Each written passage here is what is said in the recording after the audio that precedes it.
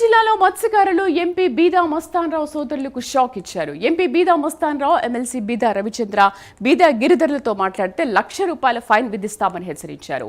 బోట్ల missing నేపథ్యంలో బీదా సొంత గ్రామం ఇసుకపల్లిలో మత్స్యకారులు దురాయి విధించారు. ఇవాళ మరో 2 మత్స్యకార గ్రామాల్లోనూ దురాయి విధించే అవకాశం ఉంది. పెద్ద కాపు తోటయ్యని తమ సమాజం నుంచి బహిష్కరించే యోచనలో మత్స్యకారులు ఉన్నట్లుగా తెలుస్తోంది. ఇక రేపు మాజీ ముఖ్యమంత్రి వైఎస్ జగన్ మత్స్యకార గ్రామాల్లో పర్యటించనున్నారు. ఇందులో భాగంగా జువ్వెలదిన్నెలోనూ మాజీ సీఎం జగన్ పర్యటించే అవకాశం ఉంది. మా కరెస్పాండెంట్ నరేష్ పూర్తి సమాచారం అందిస్తారు. నరేష్, రేపు మాజీ సీఎం పర్యటన విశేషాలేంటి, ఎక్కడ పర్యటిస్తున్నారు? ఇంకా మొత్తాన్ని మనం చూసుకుంటే నెల్లూరు జిల్లాకు సంబంధించినటువంటి జువల్దిన ఫిషింగ్ హార్బర్ లో ఇటీవల కాలంలో బోట్లు ఏదైతే తమిళనాడుకు చెందినటువంటి బోట్లు మాయం వ్యవహారం తీవ్ర చర్చ అయితే రేపుతుంది. ఈ నేపథ్యంలోనే ప్రధానంగా కూడా కొన్ని ఆరోపణలు ఉంటున్నటువంటి ఇటు ఎంపీ బీదా మస్తాన్రావు దీనికి సహకరించారంటూ కూడా ఇటీవల కాలంలో మనం చూస్తే మత్స్యకార గ్రామాలన్నీ కూడా ఒక్కసారిగా కూడా ఆ ప్రాంతం అంతా కూడా ఉద్రిక్త పరిస్థితులు అయితే నమ్ముకున్నాయని చెప్పుకోవాలి. ఈ నేపథ్యంలోనే ఒక్కసారిగా కూడా 164 గ్రామాలకు సంబంధించినటువంటి మత్స్యకారులంతా కూడా ఇటు సింగరాయకొండ పాకాలకు సంబంధించినటువంటి ఒక ప్రాంతంలో వీళ్ళందరూ కూడా సమావేశం ఏర్పరచుకున్నారు. సమావేశం ఏర్పరచుకున్న తర్వాత అక్కడ ఎవరైతే పెద్ద కాపులు ఉన్నటువంటి ప్రధానంగా ఇటు నెల్లూరు జిల్లాకు సంబంధించినటువంటి బంగారుపాలెం అయి ఉండొచ్చు, ఇసుకపల్లికి సంబంధించినటువంటి పాలెంలో కూడా ఇటు తోటయ్య, జాలయ్య, అదే విధంగా శెట్టి, వీళ్ళు ఎవరైతే పెద్ద కాపులుగా ఉన్నారో వీళ్ళే దానికి జువల్దిన్న హార్బర్ లో ఉంచినటువంటి చెన్నై బోట్లకి ప్రధానమైనటువంటి సూత్రధారులు. మరి వీళ్ళకి ఏదైతే కొంతమంది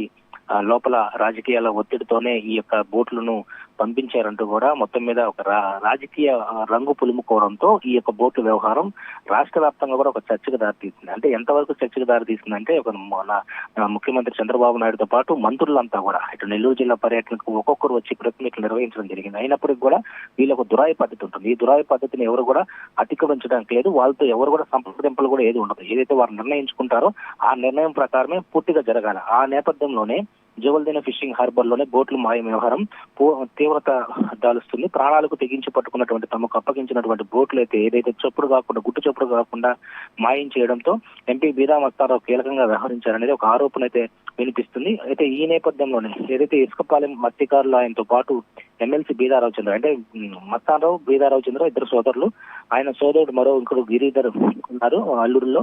సో వాళ్ళతో మాట్లాడకూడదని చెప్పి నిన్న రాత్రి అంటే సోమవారం అర్ధరాత్రి దురాయి వేశారు. అంటే కట్టుబాటు దించారు.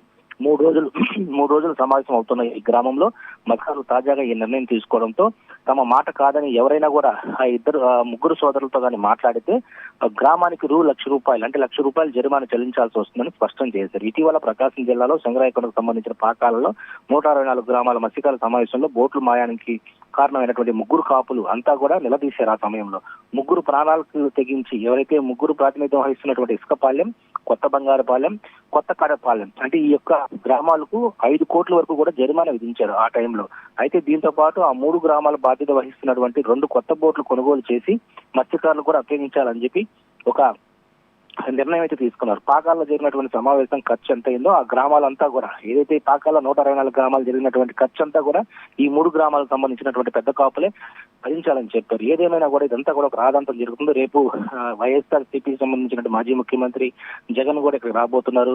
ఈ యొక్క బోట్ల వ్యవహారంపై వైపు వైఎస్ఆర్ సిపి కూడా తీవ్రత కూడా ముందుకు తీసుకెళ్తుంది. దీనికి సంబంధించినటువంటి జగన్మోహన్ రెడ్డికి రేపు రాబోతున్నటువంటి తరుణంలో ఇక్కడ మత్స్యకారులందరూ కూడా మత్స్యకారులందరూ కూడా ఆ ప్రోగ్రామ్ కి అటెండ్ కావాలి. అటెండ్ కానటువంటి మత్స్యకారులు ఎవరైతే ఉంటారో వారి మీద కూడా దురాయి వేసేటువంటి అవకాశం ఉన్నట్టుగా కనపడుతుంది. దీని మీద పూర్తి స్థాయిలో ఒకవైపు టీడీపీకి సంబంధించినటువంటి రాజకీయ నాయకులు, మరోవైపు వైఎస్ఆర్ సిపికి చెందిన రాజకీయ నాయకులు ఈ బోట్ల వ్యవహారాన్ని పూర్తి స్థాయిలో కూడా తమ ఏదైతే ఈ రాజకీయ రంగు పులుముకోవడంతో ఒక్కసారిగా కూడా ఈ మత్స్యకార ప్రాంతం అంతా కూడా హీటెక్కుతున్నటువంటి పరిస్థితి కనపడుతోంది.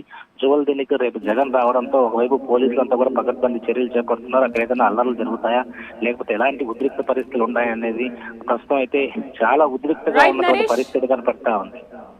Thank you Naresh.